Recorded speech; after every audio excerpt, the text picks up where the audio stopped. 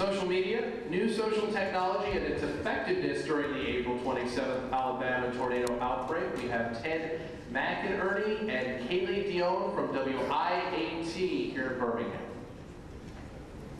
Thank you, and good morning, everyone. Good morning.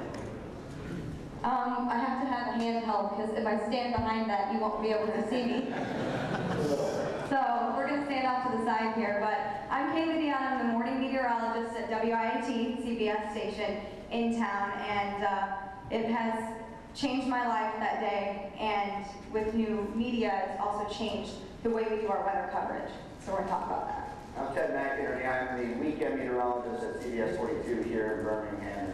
Again, our focus is on that new technology, the smartphones, the iPhones, the iPads, even the laptops, because the essential way was people to turn up their TVs or to have their weather radios and to get into their safe spots. Now it's important, especially on the 27th, that they can take those devices and hide into a closet and see things on social media, from Twitter, from Facebook. We have some case in points that we learned that day that literally saved lives. It's something that I know everybody here in the media uses, and they're all good at it. But this is a good point to know that on April 27th, Facebook and Twitter saved lives. It wasn't just an add-on to your television coverage. And before we continue the presentation, we actually have a quick video that we want to show. And it shows some of our coverage, as well as a tech expert that comes on our morning show, and he's going to talk about how it helped him. So we're going to let him run. 42 that is headed towards the city of Tuscaloosa, McFarland Boulevard, the University of Alabama. Okay, let's go back to it. Oh my God, look at that. Wow. Oh my God. Take cover Immediately. Yes, ladies and gentlemen, this is a large tornado on the ground. Please take cover immediately. Look at these, you have them all circled. 1, 2, 3, 4, 5, and it's going to continue all the way through Mississippi. These are large supercells. We are in a high risk for severe weather, including tornadoes. You've already seen it all afternoon long. It's going to continue. Here we go. This is another one back into Mississippi that's going to be moving up into Sumter County as well as Greene and then Hale counties as well. So wide picture, thank you Mark for, this is right along I-20 where we're seeing several supercells that are tornadic right now. Smartphones usage is incredibly high nationwide, worldwide, but one of the highest concentrations is with college students. And so the fact that this devastating storm hit a college town, you had more percentage of people with smartphones in their pockets, and these kids, took film and footage, and these other folks with smartphones took footage that professional storm chasers spend their whole lives hoping to get. Just personally, Birmingham ended up morning storm, and my house was without power, and so I didn't have access to TV all day because you bundle your service, and when you lose your phone, you lose your internet and cable and everything. And so I was on my smartphone all day long, charging it off the generator, and I was watching Kalee on Twitter. And Twitter's where I saw the first photos from Tuscaloosa, saw the first videos from Tuscaloosa. I was checking on Facebook and checking on loved ones who live down there and found out they're okay. And social media that day had a huge impact on not only getting the word out beforehand to take cover and where the danger points were, but after the fact, in the recovery piece of who's safe, who's not, where can we help. And social media really played a huge role in it. So what we want to target is the fact that this really did help people out. What we were trying to target were those people because, let's be honest, college students usually don't watch local television. And we have students from teenagers that are on their phones all the time, on Facebook all the time, on Twitter all the time. So there is a group of people, especially college students that were in the University of Alabama, that were intensely following on Facebook or Twitter, either as ourselves or other people in the market. And they were learning so much from where the storms were going, what to do before the storms, how to prepare, where to go, and they saw the live video clicks. We added links to our live coverage on the web or to any other information that they were coming from Alabama Power, about who has power, who doesn't. And we actually learned a few things through this by people tweeting us and asking us questions. I know that during that day, I was actually speaking with people that had mentioned me and said, I am under an overpass in Tuscaloosa right now. Where is the storm? Where do I need to be? And am I safe? And I actually was talking with them, letting them know, okay, you need to be here, you need to stay, you're fine, everything is good. And so that's just one thing that this social media has allowed people on the roadways, because those first storms in the morning caused a lot of traffic jams. And a lot of people were on those roadways, so they were allowed to have their phones. They were able to communicate through that, find out where and where they should not be when these storms push through. Power outages, these are the people that we are targeting with social media. And we have a couple case in points, and one of them, first of all, I want to point out, this video right here was shot from our photographer, Marlon Price. This was not a tower camera. He had this over the shoulder, great man, but he got some unbelievable video. I've never seen anything like this, and so we give him tons of credit for that. But one student that I talked to right afterwards, Alabama student, lived off campus on 15th Street in Tuscaloosa, which is a street that got hammered from that tornado. In fact, just a minute ago, you saw it passing over. She did the right thing. She was in her bathroom with a mattress over. She had her laptop. She was on TweetDeck, and she was following everybody's tweets when they #AL weather. And she was seeing all the information. When she saw that picture of the tornado coming into Tuscaloosa, she said, "This is it." And she grabbed her neighbors from upstairs. She pulled them down there, and they hung her down in the bathroom. Luckily, her house was fine. She actually freaked out and said, "I want to go home after this. Just want to be home with her family." She left school, and her hometown was Joplin, Missouri.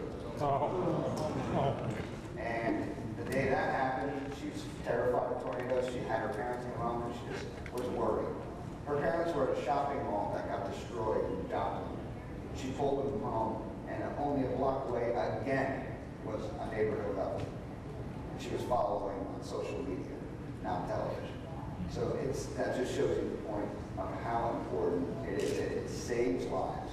And I know a lot of us do this, as Ted said earlier, and there was a question earlier about how with staffing and everything going on and having so many tornadoes on the ground at once, covering it live on the air and also trying to do social media, how do you go about it? Well, the nice thing is a TweetDeck, for example, is just one of the many things that you can use, that you can not only just have your Twitter, but I can put Ted's Twitter, I can put Mark Prater's Twitter, I can put our Facebook page, I can link my Facebook page, and that is how many thousands of people that you can reach with just one statement.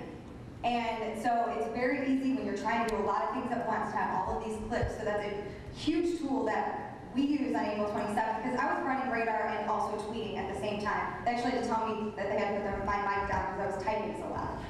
They were like, "Kalee, we have to put your mic down, you're typing extremely loud." But that is how easy it is to make this a priority, and it is a priority now. People are going to expect it, they're going to need it. So this is not just an add-on because we're technologically savvy. It is something that needs to be done in the coverage now as a staple. Now, there's always things that we have to talk about, because with every good thing that's improving, there are variables, there are problems with social media as well. Numerous reports come in that we're watching radar, and we get a report of some massive damage in an area. We know there hasn't been storms, so you have to use your judgment and say, this is not a valid report. On April 27th, there was a report that I think probably all of us in the Birmingham market came through that said from the public that the University Mall in Tuscaloosa was flat. Now, look at an event. You saw that tornado go through. So how do you deal with it? We don't have news verification of that. So you just say Twitter reports coming in unverified. It's a very disturbing report that the University Mall has been flat. You cannot confirm this. We're just getting this from Twitter. Now, how do you do this on Twitter without taking that information and making it your own? Because it's not a valid report. So with Twitter, you have a retweet option. With that retweet, it's not coming from you, but at least you're getting that information out to your followers that potentially could be it. The other thing is when we warn people, sometimes we just want to get the warning out, and we'll just copy and paste that warning out there so people know tornado warning, Jefferson County, till 8:45. But if you have the time, break it down. We had this tornado going into Tuscaloosa. Type it out so people will understand what the vocabulary. We have a large tornado. Don't mess around. Get to your safe spot. It's going to be around potentially until 6:45.